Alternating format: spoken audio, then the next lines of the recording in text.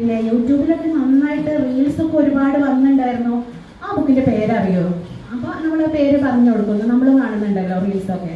അപ്പോൾ പേര് പറഞ്ഞു കൊടുക്കുമ്പോൾ ഇപ്പോൾ ഇപ്പോൾ നല്ല നോവലായിരുന്നു, ഞാനും വായിച്ചതാണ്. അഖിൽ പി ധർമ്മജൻ്റെ, അറിയാലോ? ഞാൻ പറയണോ പേര്? ആരെങ്കിലും ഒരാൾ പറഞ്ഞു തരുന്ന പേര് എന്താ?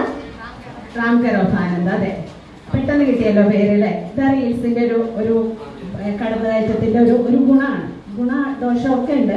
അപ്പം അതിൻ്റെ ഭാഗമായിട്ട് കുട്ടികൾ വന്ന് ചോദിക്കും, ആ ബുക്കിൻ്റെ പോലും പേര് പറയാൻ പ്രയാസപ്പെടുന്ന 18, 19, 20, 21 പ്രായമുള്ള കുട്ടികളെ ഞാൻ കണ്ടിട്ടുണ്ട് എൻ്റെ മുന്നിൽ വന്ന് ചോദിക്കുന്നത്.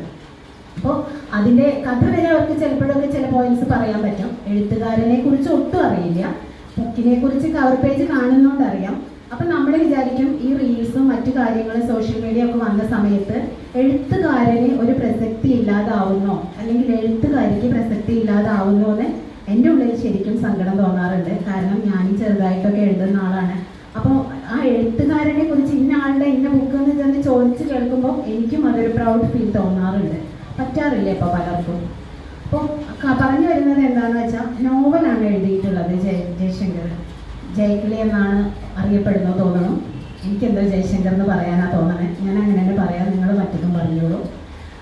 ജയശങ്കറിൻ്റെ പേരിനൊരു 10 വട്ടം പറയട്ടെ, കഷ്ടപ്പെട്ട് എഴുതിയതല്ലേ അവർ. ആ പേരെന്നെ ആണെങ്കിലും പറയട്ടെ എന്നുള്ളൊരു ചിന്തയും കൂടെ ഉണ്ട് മനസ്സിലേട്ടോ. ഒരു കവിത എഴുതുക എന്ന് പറഞ്ഞാൽ പോലും വലിയ പ്രയാസം. 4 വരി മതി, ഒരു വരി മതി. ഒരു വരിയിലുള്ള കഥയും കവിതയും ഒക്കെ ഉണ്ട്. നാളെ എനിക്കൊരു പുസ്തക പ്രകാശനമുണ്ട്. ആ പുസ്തകം എന്ന് പറയുന്നത് സുരേഷ് തെക്കേട് എന്ന് പറയുന്ന ഒരു റൈറ്ററുടെയാണ്, കുലാമന്തോളാണ്.